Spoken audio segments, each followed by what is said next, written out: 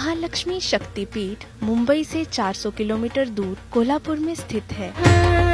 यहाँ माता सती के त्रिनेत्र गिरे थे। यह शक्तिपीठ महालक्ष्मी मंदिर के नाम से मशहूर है। इस मंदिर का निर्माण राजा कर्णदेव ने करवाया। इस मंदिर की सबसे खास बात यह है कि इसमें आप किसी भी दिशा से प्रवेश कर सकते हैं।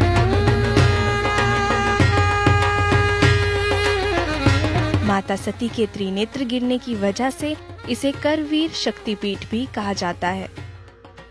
मंदिर को लेकर एक और कथा प्रचलित है। एक केशी नामक राक्षस हुआ करता था। उसके बेटे का नाम था कोल्हासुर। उसके अत्याचारों से परेशान होकर देवताओं ने माँ आदि शक्ति की प्रार्थना की। तब माँ ने महालक्ष्मी का रूप धारण करके कोल्हासुर का अंत कर दिया। कोल्हासुर ने अपने वध से पहले देवी से एक वरदान मांगा। उसने कहा, इस क्षेत्र को मेरे नाम से जाना जाए।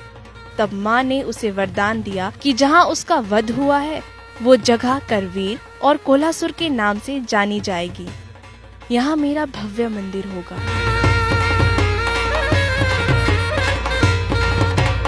कालांतर में कोल्हासुर का नाम बदलकर कोल्हापुर हो गया। इस मंदिर को लेकर एक अन्य कथा भी प्रचलित है। एक बार ऋषि भृगु के मन में शंका उत्पन्न हुई कि त्रिमूर्ति के बीच में कौन सबसे श्रेष्ठ है।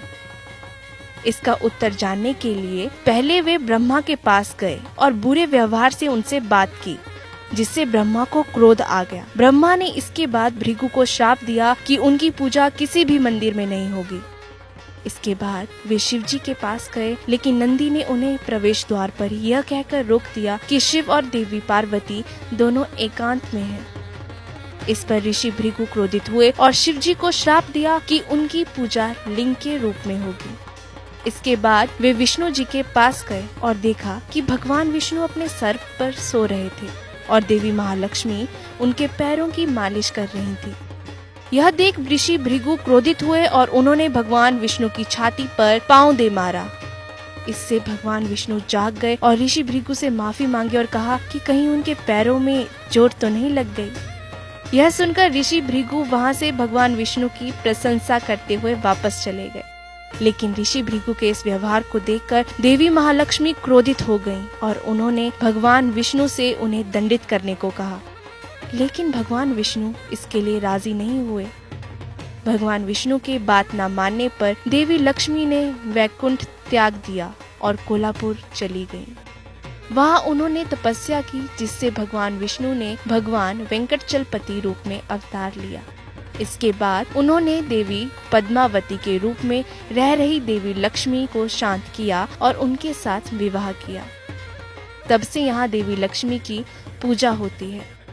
नवरात्र के समय यहाँ लाखों की संख्या में भक्त दर्शन करने के लिए आते हैं। इस भव्य मंदिर का सबसे बड़ा रहस्य है मंदिर से जुड़े खम्भे। यहाँ कितने खम्भे हैं ये आज तक कोई नहीं जान पाया।